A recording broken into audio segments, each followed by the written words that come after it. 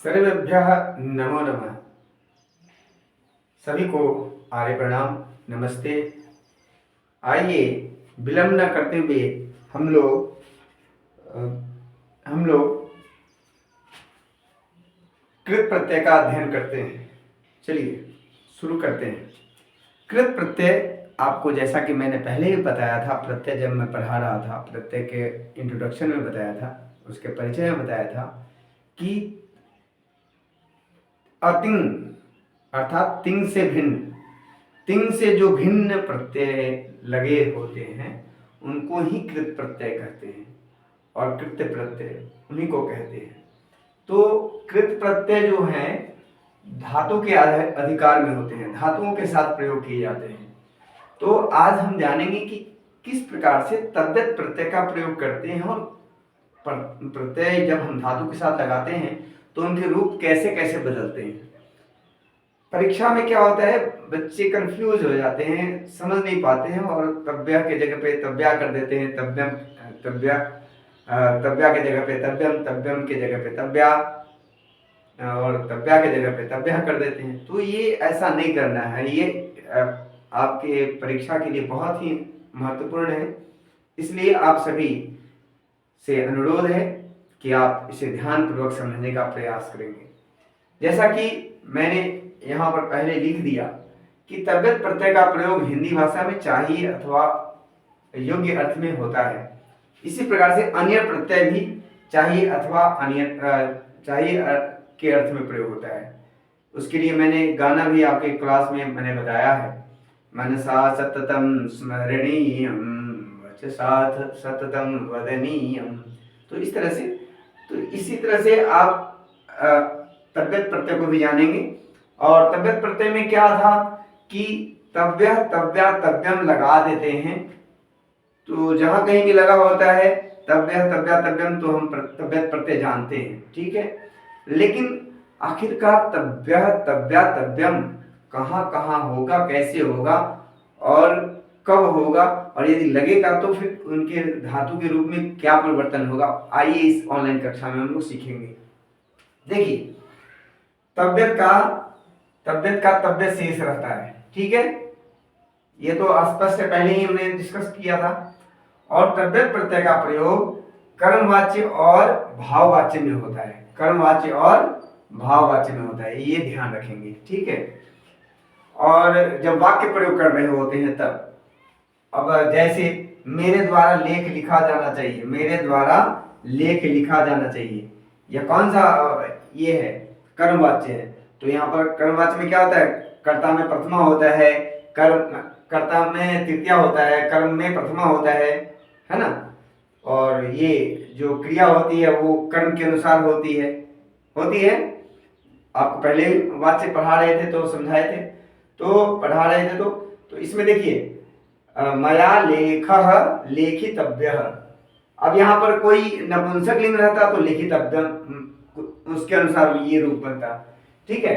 आगे देखिए, तव्यत प्रत्यांश शब्दों के रूप पुल्लिंग में राम के अनुसार तव्यः और स्त्रीलिंग में रमा के अनुसार तव्या और नपुंसक लिंग में फल के अनुसार तव्यम, ठीक है। तो यहाँ पर हो गया तव्यः और ये हो गया तव्या और यहाँ हो गया तव्यम, ठीक है, तव्या तव्या तव्यम। तो इसी तरह से पठ प्लस तव्यत पठितव्यः पठितव्या पठितव्यम, भू प्लस तव्यत भवितव्यः भवितव्या भवितव्यम। और ये आगे देखिए इसको विधि। और एक चीज और ध्यान दीजिएगा, ये ध्यान देने योग्य बात है, ये आपको समझने वाली बात है। इस तद्धित प्रत्यय का प्रयोग एक और एक खासियत है कि हम लोग विधिलिंग में चाहिए अर्थ होता है उसे सह पठेत। आप देखिए, सह पुस्तकम पठेत, सह पुस्तकम पठेत, सह पुस्तकम पठेत, यह क्या हो गया, कर्तृवाच्य में हो गया, ठीक है। सह पुस्तकम पठेत, उसे पुस्तक पढ़ना चाहिए, कर्ता के अनुसार हो गया ना यहाँ, ठीक है। अब यहाँ पर क्या है, अब तेना, अब यहाँ पर तेना पुस्तकम, तेना पुस्तकम पठितव्यम, पठितव्यम, तेन पुस्तकम पठितव्यम, ऐसे रूप होगा।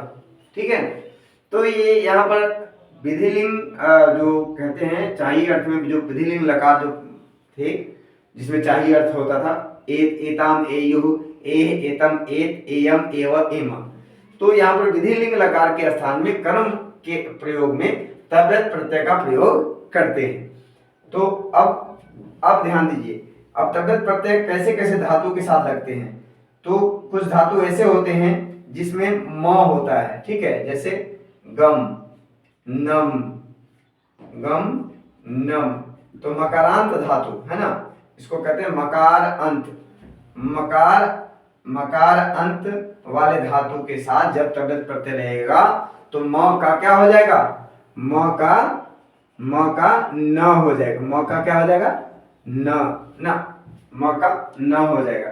तो ये नम है, नम क्या है, धातु है, और धातु के साथ लगा तो ये म का क्या हो गया, न हो गया, तो नंतव्य, ठीक है, नंतव्य, नंतव्या, नंतव्यम। ठीक है, आगे देखिए, यदि आकारांत धातु के साथ यदि लगेगा तो सीधा जुड़ जाएगा, जैसे दा प्लस तव्यत, दातव्य, दा प्लस तव्यत, दातव्य, दात प्लस तव्यत, दातव्य, दा प्लस तव्यत, दातव्य, तो दातव्य हो गया, ठीक है ना, दातव्या, दातव्यम हो गया। और इकारांत धातु के साथ यदि लगेगा, यदि धातु के अंत में ई है या ई है, छोटी ई है या बड़ी ई है, तो क्या होगा, उसमें ई का ए हो जाएगा, ई का ए हो जाएगा। और जैसे नी जमा तव्यत, तो क्या हो जाएगा, नेतव्य, नी जमा तव्यत, नेतव्य, नेतव्या, नेतव्यम, इस तरह से रूप बनेगा। और यदि उकारांत धातु है, यदि उ है अंत में, धातु के अंत में उ है, छोटी उ है या बड़ी उ है, तो उ का क्या हो जाएगा, ओ हो जाएगा, उ का क्या हो जाएगा, ओ। तो श्रु जमा तव्य, तो क्या हो जाएगा, श्रोतव्य, श्रोतव्य, श्रोतव्या, श्रोतव्यम। ठीक है, और विकल्पेन भू धातु भवितव्य, भवितव्या, भवितव्यम, है ना, भू का भाव हो जाता है, यहाँ पे भू का भाव हो जाएगा, भाव। ठीक है, यहाँ पर ये विकल्प से है ना, तो श्रोतव्य, श्रोतव्या, श्रोतव्यम। और यदि ऋकारांत धातु है तो ऋकारांत धातु के साथ तद्धित प्रत्यय लगेगा तो री का पहले अर हो जाएगा और उसके बाद उसमें क्या लग जाएगा, तद्धित प्रत्यय लगेगा, तो क्री जमा तव्यत, तो क्री का क्या हो गया, कर हो गया, क्री के री का अर हो गया, क्री के री का अर हो गया, तो कर हो गया, तो कर में तद्धित लगा, कर्तव्य, कर्तव्या, कर्तव्यम, इस तरह से रूप चलेगा और रूप बनेगा। तो आशा करते हैं आप सबको तद्धित प्रत्यय समझ में आ गया होगा। अब अगली कक्षा में हम सभी पढ़ेंगे अनियर प्रत्यय, ठीक है।